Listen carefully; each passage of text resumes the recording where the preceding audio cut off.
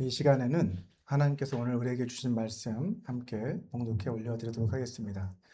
오늘 주신 말씀은 여호수아서 1장 10절에서 18절까지의 말씀입니다. 하나님께서 오늘 우리에게 주신 말씀은 여호수아서 1장 10절에서 18절까지의 말씀입니다. 저와 함께 교독하도록 하겠습니다. 제가 먼저 읽도록 하겠습니다. 이에 여호수아가 그 백성의 관리들에게 명령하여 이르되 진중에 두루 다니며 그 백성에게 명령하여 이르기를 양식을 준비하라. 사흘 안에 너희가 이 요단을 건너 너희 하나님 여호와께서 너희에게 주사 차지하게 하시는 땅을 차지하기 위하여 들어갈 것임이니라 하라. 여호수아가 또 르우벤 지파와 갓 지파와 므낫세 반 지파에게 말하여 이르되 여호와의 종 모세가 너희에게 명령하여 이르기를 너희 하나님 여호와께서 너희에게 안식을 주시며 이 땅을 너희에게 주시리라 하였나니 너희는 그 말을 기억하라.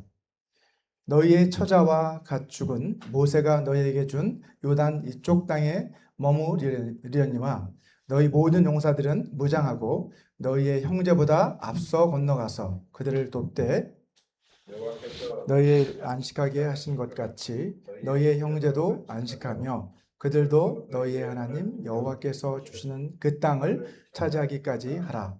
그리고 너희는 너희 소유지 곧 여호와의 종 모세가 너희에게 준 요단 이쪽 해 돋는 곳으로 돌아와서 그것을 차지할지니라. 그들이 여호수아에게 대답하여 이르되 당신이 우리에게 명령하신 것은 우리가 다 행할 것이요 당신이 우리를 보내시는 곳에는 우리가 가리이다. 우리는 17절 우리는 범사에 모세에게 순종한 것 같이 당신에게 순종하려니와 오직 당신의 하나님 여호와께서 모세와 함께 계시던 것 같이 당신과 함께 계시기를 원하나이다. 같이 읽겠습니다. 누구든지 당신의 명령을 거역하며 당신의 말씀을 순종하지 아니하는 자는 죽임을 당하리니 오직 강하고 담대하소서. 아멘. 지난 시간에는 우리가 하나님께서 모세 대신해서 이스라엘에게 새로운 영적 리더를 세워주시는 그 장면을 우리가 함께 살펴봤죠. 여호수아라고 하는 인물에게 사명을 주신 그 장면을 보았습니다. 그리고 하나님은 그 여호수아가 그 사명을 잘 감당해 갈 수 있도록 거듭해서 그에게 힘과 용기를 불어넣어 주셨죠. 그 결과 여호수아는 마침내 오늘 결단을 내리게 됩니다. 본문 10절을 보시면 이에 여호수아가 그 백성의 관리들에게 명령하여 이르되 라고 말씀하고 있잖아요. 여기에서 이에 영어로는 so 라고 되어 있는데 이것은 이 앞에 있었던 그 사건 이후에 그 결과 어떠한 일이 일어나게 되었는지를 보여주는 접속사라고 할 수 있겠죠. 예. 그러한 하나님의 격려와 사명을 받고 난 뒤에 이제 여호수아는 결단을 내리며 이제 명령을 하달하고 있습니다.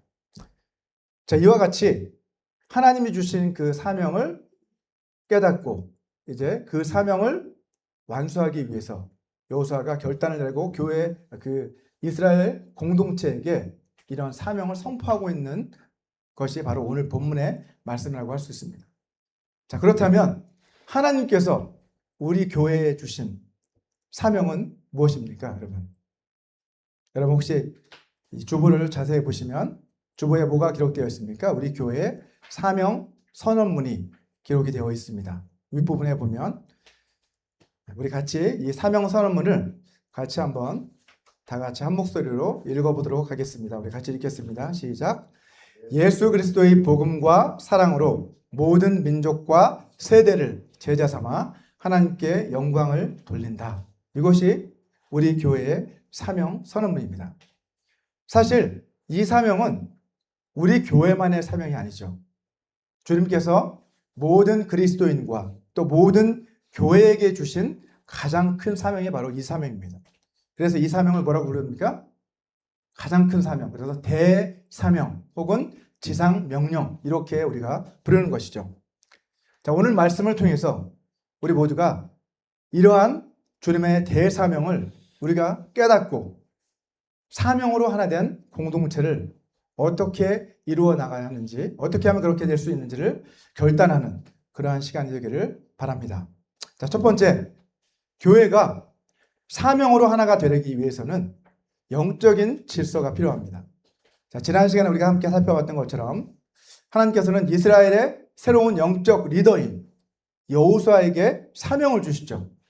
자, 그에게 주신 사명이 무엇입니까? 여호수아서 1장 2절을 보면 내 종 모세가 죽었으니 이제 너는 이 모든 백성과 더불어 일어나 이 요단을 건너 내가 그들 곧 이스라엘 자손에게 주는 그 땅으로 가라 라고 하는 그러한 사명이었습니다. 이스라엘 공동체 전체에게 주셨던 사명이기도 하지만 이제 여호수아에게는 특별히 이 공동체를 이끌어 내가 약속한 그 땅으로 그들을 인도하라 라고 하는 사명을 그에게 주신 것이죠. 자, 그렇다면 하나님께서 이스라엘 백성들에게 주신 그 사명은 사실은 뭐였어요? 하나님이 이미 약속하신 그 땅을 어떻게 하라는 거예요? 그 땅으로 가라. 그리고 그 땅을 차지하라 라고 하는 것이 바로 하나님이 그들에게 주신 사명이라고 할 수 있습니다. 본문 10절과 11절을 보면 알 수 있죠.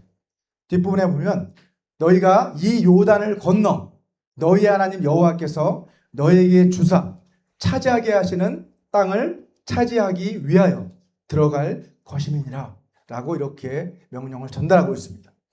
결국 하나님께서 여호수아를 이스라엘 백성의 지도자로 삼으신 그 목적은 이스라엘 자손이 하나님이 주신 그 사명, 그 땅을 차지하는 그 사명을 완수할 수 있도록 그들을 인도하는 그런 사명이 바로 여호수아에게 주신 사명이라고 할 수 있는 것이죠.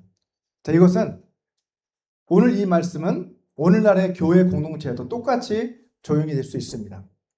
자, 교회의 사명은 그리스도의 복음을 온 세상에 널리 전하는 것이잖아요. 그죠? 그것이 교회의 사명입니다. 자, 그리고 교회를 섬기는 목회자의 사명은 무엇일까요? 그것은 교인들이 이 복음 전파의 사명을 잘 감당해 나갈 수 있도록 자신을 포함해서, 목회자 자신을 포함해서 우리 교인들 모두가 이 복음 전파의 사명을 감당해 나갈 수 있도록 그들을 이끌고 지도하는 역할이 바로 목회자의 사명이라는 것을 알 수 있습니다. 자, 그래서 헨리 블랙가비는 자신의 저서 영적 리더십이라고 하는 그 책에서 리더의 역할은 사람들을 움직여 하나님의 일을 하게 하는 것이다 라고 이렇게 이야기했습니다. 리더는 동기부여자인 거죠. 그죠? 하나님의 사명이 무엇인지를 그들에게 말씀을 통해 선포하고 또 그러한 방향으로 복음을 온 세상에 전파하는 그 사명을 감당하기 위해서 교회를 그쪽으로 안내하고 인도하는 그 역할이 바로 목회자의 역할이다 라고 그렇게 말하고 있습니다. 또 오늘 본문에서 우리는 그 당시 이스라엘의 그 리더십 구조를 볼 수 있잖아요. 리더십이 어떠한 구조로 이루어졌는지를 오늘 본문 말씀을 통해 확인할 수가 있습니다. 자, 먼저 가장 위에는 하나님께서 이스라엘 전체의 인도자이시잖아요. 그죠? 하나님이 사실 보이지 않으시지만 하나님이 인도하시고 계십니다. 자, 그리고 하나님의 사명을 받아, 명령을 받아 이스라엘 전체를 이끌고 있는 누가 있어요? 여호수아라고 하는 지도자가 그 위에 세워져 있습니다. 하나님이 그 여호수아에게 명령을 내리십니다. 먼저. 그리고 그 여호수아는 어떻게 하죠? 그 명령을 받아서 이제 그 사명을 받아서 백성의 지도자들을 부릅니다. 그리고 그들에게 어떻게 해요? 명령을 하달하죠. 마치 우리가 전쟁에서 전투에서 최고 지휘자가 그렇게 그 다음 지휘관들에게도 명령을 하달하고 또 그 지휘관들이 각 부대원들에게 명령을 하달하는 것처럼 그렇게 체계가 이루어져 있습니다. 그렇게 여호수아에게 명령을 받은 하나님이 어떠한 명령을 내리셨는지 전달받은 백성의 지도자들은 어떻게 합니까? 그 명령을 가지고 이제 각 진중으로 뛰어다니기 시작합니다. 발로 뛰기 시작하죠. 그리고 그 명령을 백성들에게 선포합니다. 그 각 진중을 돌아다니면서 백성들에게 준비할 수 있도록 이제 곧 시작될 그 영적 전투를 준비할 수 있도록 준비시키는 그 역할을 이 백성의 지도자들이 하고 있는 것을 볼 수 있습니다. 자, 오늘날의 교회 공동체의 리더십도 이와 비슷한 권위의 구조를 가지고 있다는 것이죠. 이 권위의 최상단에는 누가 계십니까? 이 교회, 우주적인 이 교회의 머리는 예수 그리스도이시잖아요. 그분이 최고의 권위자이시고 그 아래는 교회 공동체를 영적으로 이끌어가는 그렇게 세우심을 받은 목회자들이 있습니다. 그리고 그 다음은 이 목회자를 도와서 성도들을 섬기고 그들이 이러한 복음의 사명을 감당해 나갈 수 있도록 이끌어주는 그러한 각 분야별 리더들이 또 있는 것이죠. 자, 이렇게 교회 역시도 영적인 그러한 전투를 감당해 나가기 위해서는 이러한 질서가 잡혀 있어야 된다는 것입니다. 이것은 세상이 말하는 그러한 자기의 권위를 마음대로 남용하라는 것이 아니라 하나님이 세워주신 그 권위를 인정하며 그 권위에 순종하는 그러한 삶을 통해서 영적 질서가 교회 안에 자리 잡혀야만 교회가 하나가 될 수 있다는 것을 우리에게 보여주고 있습니다. 자, 여호수아가 하나님께로부터 비전과 사명을 받아 이스라엘을 가나안 땅으로 인도해 드린 것처럼 목회자도 하나님 주시는 그 성경적인 비전과 사명을 깨닫고 그 사명을 말씀을 통해 선포합니다. 그 비전과 사명을 선포하고 그렇게 했을 때 어떻게 돼요? 공동체가 그 사명을 바탕으로 해서 나아갈 방향을 정하게 되죠. 우리 교회가 나아갈 방향이 무엇인지. 자, 그리고 그 교회에 속한 각 지도자들은 또 각 분야별로 세워진 리더들이 또 있잖아요. 그분들은 어떻게 해요? 이제 목회자와 함께 동역하며 이 교회의 성도들을 세워주고 또 그들을 준비시키는 어떤 일로요? 하나님이 주신 그 사명, 교회가 그 사명을 감당해 나갈 수 있도록 그들을 준비시키는 그 일을 하는 것이 바로 다른 지도자들의 몫이라는 것입니다. 자, 교회 안에 그렇기 때문에 영적인 자질을 갖춘 건강한 지도자들이 교회 안에 세워져야만 합니다. 그렇게 될 때 교회는 성장해 나갈 수 있는 거예요. 그렇잖아요. 우리가 씨앗을 심어도 그렇고 견실한 씨앗을 심을 때에 거기에서부터 견실한 열매가 나중에 맺힐 수 있는 것처럼 먼저 하나님이 세워주신 지도자들이 건강하게 세워져 나가고 변화되어져 갈 때 그렇게 할 때 이 교회는 견고한 하나님의 터전과 또 기둥으로 그렇게 하나님의 터로 그렇게 자라날 수 있게 되는 것입니다. 자, 교회 지도자들이 자기의 어떤 야망이나 자신을 드러내기 원하고 또 하나님이 주신 그 권위를 가지고 자기의 사리사욕을 채우기 위한 그 도구로 사용하기 시작할 때 어떻게 돼요? 교회는 깨어지고 상처받게 되어 있습니다. 그래서 모든 교회의 공동체 구성원들이 해야 할 일은 뭐예요? 교회의 영적 지도자들을 위해서 기도해야만 합니다. 그들이 깨어있을 수 있도록 그러한 유혹에 빠지지 않도록 그들을 위해 중보하는 것이 바로 모든 공동체 구성원의 책임이라는 것이죠. 영적 지도자들이 하나님의 비전과 사명을 올바로 깨닫고 그리고 영적인 분별력을 가질 수 있도록 그렇게 함으로써 교회를 올바른 방향으로 이끌어갈 수 있도록 기도하는 것이 모든 교인들의 책임이라는 것입니다. 요컨대 목회자는 영적인 분별력을 가지고 교회 공동체가 이루어 나갈 그 비전과 사명을 올바로 깨달아야 합니다. 그렇죠? 그리고 그것을 성도들에게 일깨워주고 가르치고 인도하는 그러한 역할을 감당할 수 있어야 합니다. 그리고 교회의 직분자들 역시도 목회자와 함께 동역자로서 각자에게 맡겨진 그런 자리가 있잖아요. 그 직분의 자리가 있죠. 그 직분을 충성되게 감당하면서 함께 성도를 준비시켜 나가는 그러한 일들을 하는 것이 바로 하나님이 세워주신 교회 안의 영적 리더들의 사명이라는 것입니다. 자, 그리고 성도들의 사명은 뭐예요? 이제 하나님이 세워주신 그 영적 리더들에게 순종하면서 하나님의 그 사명을, 복음 전파의 그 사명을 감당하는 그 일에 함께 동참하는 것, 참여하는 것, 그것이 바로 성도들의 역할이라는 것이죠. 이처럼 교회가 영적 리더인 목회자로부터 시작해서 하나님의 사명을 직접 삶의 자리에서 이루어 나가는 그러한 성도들에 이르기까지 그렇게 영적인 질서가 바로 잡혀갈 때 교회는 성장해 나갈 수 있다는 것입니다. 자, 두 번째로 교회가 사명으로 하나 되기 위해서는요, 교회의 공동체 구성원들이 이기적인 그러한 생각과 태도를 버려야만 합니다. 오늘 본문 12절에서 여호수아는 이스라엘 백성 전체에게 내는 명령과 별도로 르우벤 지파, 갓 지파, 그리고 므낫세 반쪽 그 지파에게 따로 명령을 내립니다. 자, 1장 12절 말씀이죠. 여호수아가 또라는 표현을 쓰고 있잖아요. 르우벤 지파와 갓 지파와 므낫세 반 지파에게 따로 명령을 지금 내리고 있는 것이죠. 이 명령은 사실 여호수아에게 그들에게 처음 내린 명령이 아니었어요. 이 명령은 누가 준 명령입니까? 모세가 이미 그들에게 내렸던 명령이었습니다. 13절을 보면 알 수 있죠. 여호와의 종 모세가 너희에게 명령하여 이르기를 하면서 모세가 내렸던 그 명령을 그들에게 다시 리마인드 해주고 있는 거예요. 너희에게 안식을 주시며 이 땅을 너희에게 주시리라 하였나니 너희는 그 말을 기억하라 라고 그들에게 말하고 있습니다. 자, 여기에서 이 땅, 여호수아가 가리키고 있는 이 땅은 어디 땅입니까? 그들이 지금 현재 머물고 있는 요단 동편 땅인 거예요. 자, 이 땅을 너희한테 주지 않았느냐? 준다고 약속하시지 않았느냐? 너희는 그 말을 기억하라 라고 이야기하는 거죠. 사실은 이스라엘 자손에게 주신 땅은 어디였어요? 요단 동편 땅이었잖아요. 가나안. 그죠? 가나안 땅이었어요. 근데 왜 하나님께서는 이 두 지파 반, 르우벤 지파, 갓 지파, 므낫세 반 지파에게 이 요단 동편의 땅을 주시겠다고 그렇게 약속하셨던 것일까요? 자, 그 이유를 알기 위해서는 우리가 민수기 32장에 기록된 그 사건을 살펴볼 필요가 있습니다.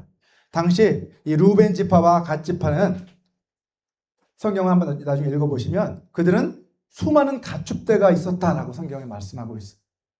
그들은 목축업을 하는 그러한 지파들이었어요. 자, 그런데 이 요단 땅에, 요단 동편에 와보니까 그들이 보기에 어떤 거예요? 이 요단 동편이 목축을 하기에 아주 딱 좋은 장소예요. 아, 여기 너무 좋겠다. 우리가 목축업을 하기에 너무나 좋은 장소구나. 라는 이런 생각을 갖게 된 것이죠. 그래서 민수기 32장 5절을 보면 그들은 어떠한 요구를 합니까? 이 땅을 우리에게 기업으로 주십시오. 라고 먼저 모세에게 요구를 하기 시작합니다. 자, 그런데 이게 32장 5절 말씀이죠. 그리고 5절에 보면 4절과 5절인데 5절에 보면 이 땅을 달라고 하면서 그들이 요구한 또 하나의 요구 조건은 뭐예요? 이 땅을 우리에게 주시고 소유로 주시고 어떻게 해요? 우리에게 요단강을 건너지 않게 해주십시오. 라고 이렇게 요구하고 있는 것을 볼 수 있어요. 사실 하나님은 너에게 준 그 요단을 건너 너에게 준 약속의 땅 가나안으로 가라 라고 그들 모두에게 명령을 줬는데 이들이 요단 동편에 와보니까 너무 좋으니까 우리는 여기 있을 테니 당신들이나 건너가십시오. 이렇게 지금 이야기하고 있는 것이죠. 이것은 분명 하나님의 뜻에 어긋나는 그러한 요구였습니다. 나만 잘 되면 돼 라고 하는 그러한 이기주의적인 발상에서 나온 그러한 요구였습니다. 자기들은 이미 살 수 있는, 기업으로 받을 수 있는 땅을 이제 확보했으니 굳이 우리는 요단강을 건널 필요가 없지 않느냐라고 이렇게 이야기하는 거죠. 그들은 하나님의 약속을 의지하기보다 어떻게 된 거예요? 자신의 육신적인 욕망을 채우기 위해서 현실적인 그러한 욕망에 그들은 눈이 멀어 있었던 것입니다. 자, 그래서 다른 지파들은 어찌된지 우리는 알 바 아니다 이렇게 이야기하고 있는 거예요. 자, 본문 그 32장 6절과 7절을 한번 보면 모세는 이 두 지파들의 이기적인 그 태도를 보고 아주 그들을 호되게 책망하기 시작합니다. 모세가 갓 자손과 르우벤 자손에게 이르되 너희 형제들은 싸우러 가거늘 너희는 여기 앉아 있고자 하느냐 라고 이야기하면서 7절에 보니까 너희가 어찌하여 이스라엘 자손에게 낙심하게 하여서 여호와께서 그들에게 주신 땅으로 건너갈 수 없게 하려느냐 이렇게 말하고 있습니다. 어떻게 다른 지파들은 여기서 땅을 건너가 전쟁을 치르고 있는데 너희는 여기서 가만히 앉아서 강 건너 불구경하듯이 그렇게 구경만 하고 있겠느냐. 지금 이렇게 이야기하고 있는 거죠. 자, 그렇게 하는 것은 결국 어떻게 한다는 거예요? 너희가 그렇게 한다면 다른 지파들은 어떤 상황이 이르게 된다는 거예요? 다른 지파들은 그것을 보고 낙심하게 될 것이다. 그들을 낙심하게 만들 거야. 그러면 그들도 가나안 땅으로 들어가기를 그들도 포기하게 될 것이다. 라고 이렇게 경고하고 있는 것이죠. 자, 그들의 요구는 사실 언약 공동체, 하나 되었던 그 언약 공동체였던 이스라엘을 갈라놓고 있는 그들 안에서 내분을 일으키는 그러한 발언이었습니다. 그리고 그 결과 하나님께서 맡기신 그 가나안 정복이라고 하는 그 사명을 완수하는데 큰 지장과 걸림돌을 놓는 그러한 일을 자행하고 있는 것이죠. 자, 지금까지 이스라엘 백성들은요, 가나안 땅을 기업으로 주시겠다라고 하는 그 약속만을 붙들고 40년 동안이나 힘겹게 광야를 떠돌아다니며 그렇게 지내왔습니다. 자, 그 과정들을 통해서 이들은 어떻게 했어요? 이제 드디어 하나님이 주신 그 땅을 들어가게 되었구나 라고 그렇게 생각하고 있었어요. 그들은 함께 이 어려움을 겪어온 믿음의 동지들이었어요. 자, 그런데 가나안 정복을 눈앞에 둔 그 상황에서 이 두 지파가 성경은 이 두 지파라고 나와있죠. 므낫세 반지파는 빠져 있는데 이 두 지파가 이제 우리는 모르겠다 하면서 배신을 하는 거죠. 등을 돌려버리고 말았습니다. 자, 민수기 32장 14절과 15절을 보면 모세는 그들에게 계속해서 이렇게 이야기합니다. 너희의 조상들이 가나안 정탐 때 어떻게 했습니까? 이들의 조상들은 하나도 이 약속의 땅에 들어가지 못하고 다 광야를 떠돌다 다 죽었잖아요. 근데 그들이 가나안 정탐 때에 부정적인 보고를 하잖아요. 그죠? 지금 이 요단 동편에 도착한 세대는 그 다음 세대입니다. 너희 조상들은 하나님 앞에 부정적인 보고를 함으로 이제 다 광야를 떠돌다 거기에서 다 죽었다. 그리고 하나도 그 약속의 땅에 들어가지 못하게 되었다라는 거죠. 이제 너희들도 그들의 부정적인 보고를 하면서 백성들이 막 낙담을 했다는 거죠. 마찬가지다. 너희도 너희 조상의 대를 이어 너희도 마찬가지라는 거죠. 너희 역시도 이렇게 이기적인 결정을 함으로써 어떻게 한다는 거예요? 다른 지파들을 낙심하게 만들어 그들로 하여금 이 약속의 땅에 들어가지 못하게 만들고 있는 것이 아니냐. 이렇게 호되게 진노하고 있는 것입니다. 이것은 모세만이 아니라 누구를? 여호와의 노를 너희가 더욱 심하게 하는 것이구나 라고 이렇게 이야기하고 있는 것입니다. 15절에 보니까 너희가 만일 돌이켜 여호와를 떠난다면 여호와께서 다시 이 백성을 광야에 버리시니 누구를? 갓지파와 므낫세 지파만 아니라 누구도 너희 모두를 이스라엘 모든 백성을 광야에 버리실 것이다. 그리하면 너희가 이 모든 백성을 멸망시키는 결과에 이르게 될 것이다. 라고 이렇게까지 말씀하고 계십니다. 자, 이러한 경고를 듣고 나서야 그들은 마음을 돌이키죠. 그들은 자신들이 점령한 이 요단 동편 땅에 견고한 성읍을 건축해서 자기의 처자들과 가축들이 이곳에 안전하게 거주할 수 있게 해달라는 요구를 합니다. 타협안을 제시하는 거죠. 먼저 우리의 처자와 가축들은 이곳에 먼저 안전하게 정착해서 이 땅을 차지할 수 있도록 그렇게 해주십시오. 라고 그렇게 요구를 하고, 그러면 우리 남자들은 어떻게 하겠다는 거예요? 함께 건너가겠다. 우리는 함께 이 요단을 건너가서 다른 지파들이 그 요단 건너 가나안 땅을 모두 기업으로 차지할 때까지, 그 마지막 전쟁이 끝날 때까지 우리는 그들과 함께 싸우겠다라고 이렇게 선언을 합니다.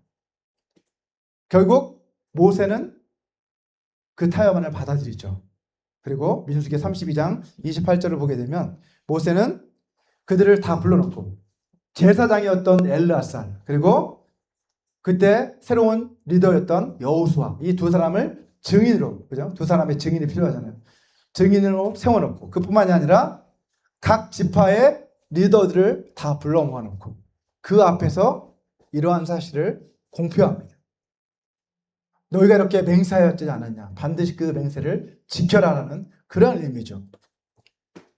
자, 따라서 오늘 본문에서 여호수아는 이스라엘의 지도자로서 지금 명령을 하고 있고, 또 동시에 어떠한 사람으로서 모세와 그리고 그 두 지파 사이에 맺었던 그 언약의 증인으로서, 그죠? 그렇게 그 자리에 서서 지금 그들을 향해 말씀하고 있는 거예요. 너희가 그때 그렇게 맹세하지 않았냐? 하나님 앞에서 맹세하지 않았냐? 이제 그 맹세를 지켜라 라고 이렇게 요구하고 있는 것입니다. 자, 오늘 본문 15절에서 여호와께서 너희를 안식하게 하신 것 같이 라고 이렇게 말씀하고 있는데, 이것은 안식한다라고 하는 의미는 바꾸어 말하면 하나님께서 너희에게 이 땅을 기업으로 주셔서 여기에 정착하게 하신 것 같이, 이런 뜻입니다. 자, 그리고 15절에 보면 여호와께서 주시는 그 땅을 차지하기까지 하라라고 했는데, 그 땅은 어디예요? 이 동편이 아니라 강 건너 가나안 땅을 말하고 있는 거죠.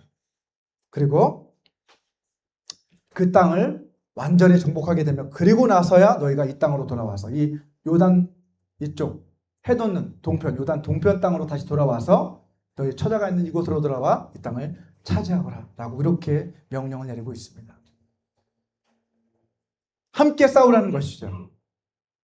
자, 모세의 곁에서 이 모든 일을 지켜봤던 여호수아는 르우벤 지파와 갓 지파와 므낫세 반 지파로 하여금 자신들이 약조한 그 약속을 지켜 행하라고 명령하고 있습니다. 자, 그리고 이것은 무엇 때문이었어요?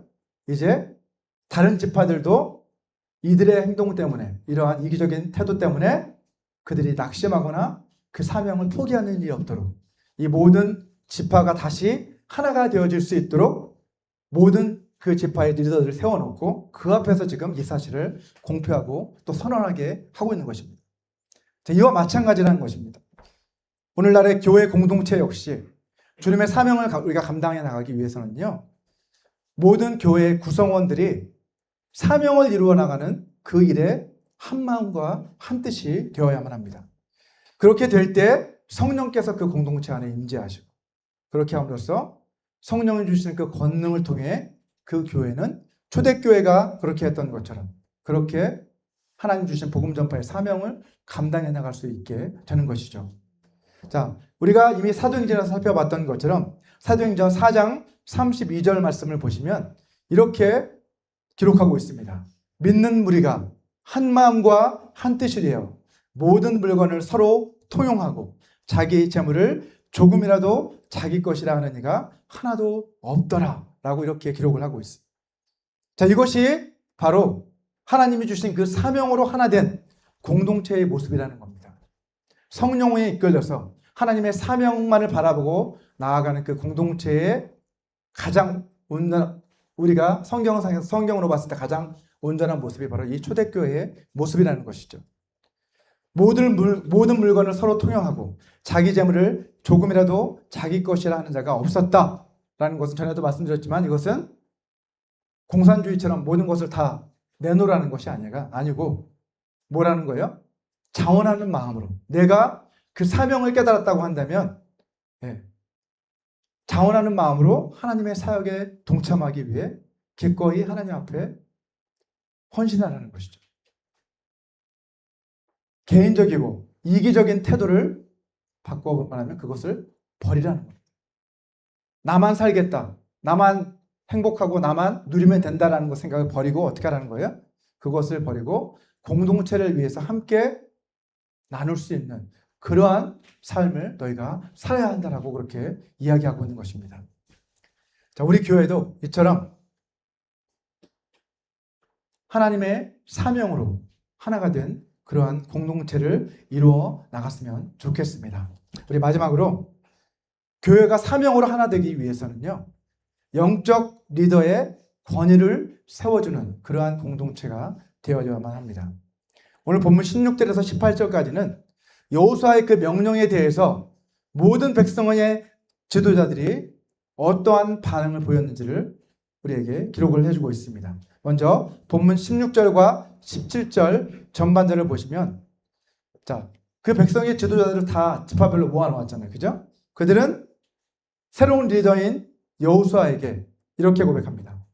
당신이 어떤 명령을 내리든지 어떤 곳으로 보내든지 우리가 그 명령에 무조건적으로 복종하겠습니다 라고 그렇게 지금 대답하고 있는 것입니다.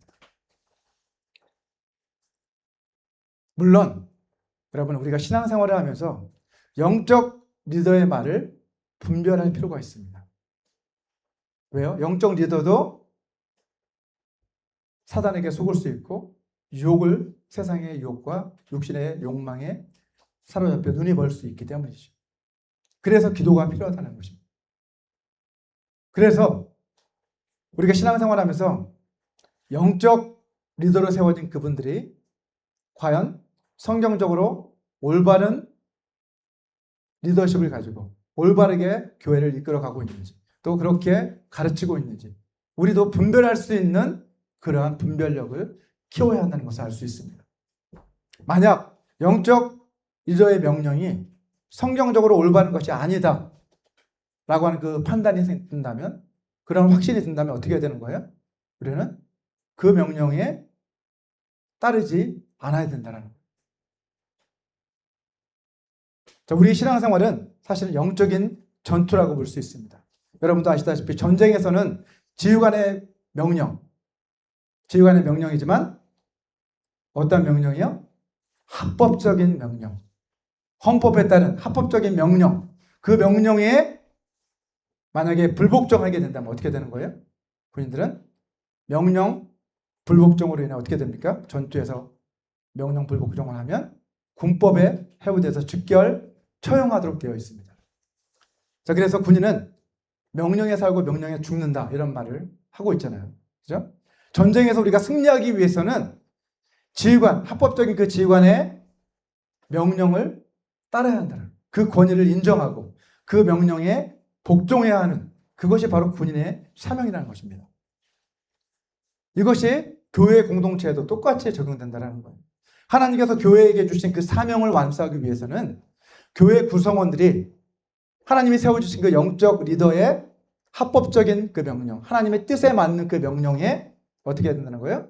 복종해야 한다는 거예요. 순종해야 한다는 거예요. 그렇게 될 때, 그 권위를 인정하고 그 명령에 순종할 때에 그 교회는 영적으로 하나가 될 수 있다는 것입니다. 또 본문 17절 하반절을 보시면 이스라엘의 각 지도자들은 어떻게 합니까? 이렇게 고백을 합니다. 오직 당신의 하나님 여호와께서 모세와 함께 계시던 것 같이 당신과 함께 계시기를 원하나이다 라고 이렇게 고백하고 있습니다. 이것은 그들 앞에, 여호수아 앞에 고백하고 있는 것이지만 사실은 기도라고 볼 수 있어요. 그죠?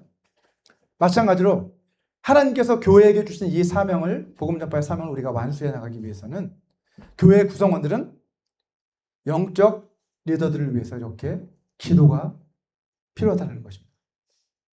그들이, 영적 리더들이 날마다 하나님과 동행하는 삶을 살 수 있도록, 하나님이 모세와 함께 계시던 것 같이 당신과 함께 계시기를 원합니다 라고 이렇게 기도했던 것처럼, 당신이 날마다 하나님과 동행하는 삶, 우리의 목회자가, 우리의 교회의 직분자들이 하나님의 임재 안에 날마다 거하는 삶을 살아가게 해주십시오 라고 우리가 기도해야 하는 그러한 사명이 우리 모두에게 있다는 것입니다. 여러분, 그리고 아까도 말씀드렸지만 영적 지도자들은 영적 권위를 갖잖아요. 그죠? 그런데 그 권위를 주었다고 해서 그 권위를 함부로 남용할 권한은 없습니다. 그리고 그 권한을 남용하지 않도록 우리도 어떻게 해야 되는 거예요? 영적 지도자들이 그 권위를 남용하지 않도록 위해서 또한 기도가 필요하다는 것을 알 수 있습니다. 자, 뿐만 아니라 교회 공동체 구성원들이 해야 할 일은 영적 리더가 담대함을 가지고 하나님이 주신 그 사명을 완수하는 일에 그 리더가 앞장서 나갈 수 있도록 이제 그를 격려하고 지원하는, 그를 돕는 일에 동역하고 함께 참여하는 것이 바로 성도들의 사명이라는 것을 알 수 있습니다. 지난 시간에 우리가 살펴보았던 것처럼 영적 리더의 자리는요, 아주 굉장한 중압감을 가질 수밖에 없는 그런 부담감을 가질 수밖에 없는 그런 자리가 바로 영적 리더의 자리입니다. 때로는 그래서 외로울 수밖에 없는 자리가 바로 영적 리더가 있는 자리잖아요. 여러분, 준비되었던 모세를 따라다니며 수종자로서 철저하게 준비되었던 여호수아, 회막 옆에 항상 거하면서 성령의 충만함을 받았던 여호수아조차도 가나안 정복이라고 하는 이 사명, 이 큰 사명 앞에서 그는 두려울 수밖에 없었고 작아질 수밖에 없었습니다. 하지만 하나님께서는 어떻게 하셨습니까? 계속해서 그를 격려하시고 그에게 힘을 주시고 그를 위로해 주셨고, 이제 오늘 본문의 이 사건을 통해서 다시 한번 여호수아에게 하나님은 공동체의 모두가 한 마음으로 한 뜻으로 당신을 따르겠습니다 라고 하는 그 고백을 통해 이 험난한 여정, 가나안을 정복해가는 그 어려운 그 사명을 감당해 나가게 되는 그런 결단을 내릴 수 있게 한 것입니다. 자, 만약 이스라엘 백성의 리더들이 여호수아의 권위를 인정해 주지 않고 그 명령에 결국 따르지 않았다고 한다면 어떻게 되었을까요, 여러분? 어떻게 되었을까요? 그들은 오늘 본문에서 말하고 있는 것처럼 그 땅을 정복할 수 없었을 것이 분명합니다. 하나님은 그들을 모두 멸망하게 하도록 하겠다라고 분명하게 말씀하셨습니다. 여러분, 아무리 유능한 리더라고 해도 그 다른 사람들이 그 권위를 인정해 주지 않는다면 공동체는요, 하나님이 맡겨주신 그 사명을 결코 감당해 나갈 수 없습니다. 오늘 본문 마지막 절 18절을 한번 보시면 이스라엘 백성의 지도자들은 여호수아에게 다시 한번 맹세합니다. 우리 같이 한번 읽어볼까요? 같이 읽겠습니다. 시작. 누구든지 당신의 명령을 거역하며 당신의 말씀을 순종하지 아니하는 자는 죽임을 당하리니 오직 강하고 담대하소서. 하나님이 그들을 강하고 담대하게 여호수아를 격려했던 것처럼 그들 역시도 오직 강하고 담대하소서라고 이렇게 지도자를 격려하고 있는 모습을 확인할 수 있습니다. 영적 리더인 여호수아를 향해 강하고 담대하십시오 라고 이렇게 지지를 보내고 있는 공동체의 모습을 발견할 수가 있는 것입니다. 여러분, 우리 교회도 하나님이 세워주신 영적인 공동체잖아요. 우리 교회 역시 하나님의 사명을 감당해 나가는 그런 사명을 받은 공동체입니다. 그 사명을 위해 하나님께서 저를 세워주셨고 또 저에게 비전을 주시고 저와 여러분 모두가 이제 이 교회의 비전, 더 나아가서 하나님 나라의 그 비전을 감당해 나갈 수 있도록 이 교회를 세워주셨어요. 이 사명을 감당해 나가기 위해서는 저 혼자만 할 수 있는 것이 아니라 우리 모두가 한 마음과 한 뜻이 되어 이 사명을 감당해 나갈 수 있다는 것을 오늘 본문은 우리에게 분명하게 가르쳐주고 있습니다. 우리 교회의 사명을 다시 한번 같이 한번 한 목소리로 고백해 보도록 하겠습니다. 우리 같이 한번 고백하겠습니다. 시작. 예수 그리스도의 복음과 사랑으로 모든 민족과 세대를 제자 삼아 하나님께 영광을 돌린다. 예수 그리스도의 복음 그리고 사랑, 우리가 주님의 복음을 말로만 전하는 것이 아니라 그 복음을 우리의 삶을 통해서 실천하는 그 사랑을 통해서 복음을 살아냄으로써 이제 우리는 모든 민족 그리고 모든 민족을 넘어서 어디까지요? 우리 다음 세대까지 세대를 넘어 초월해 제자를 삼는 그러한 공동체, 그를 통해서 하나님 앞에 영광 돌리는 공동체로 세워져 나갈 수 있어야만 합니다. 이러한 사명을 저 여러분 모두가 감당해 나갈 수 있게 되시기를 주님의 이름으로 축원합니다.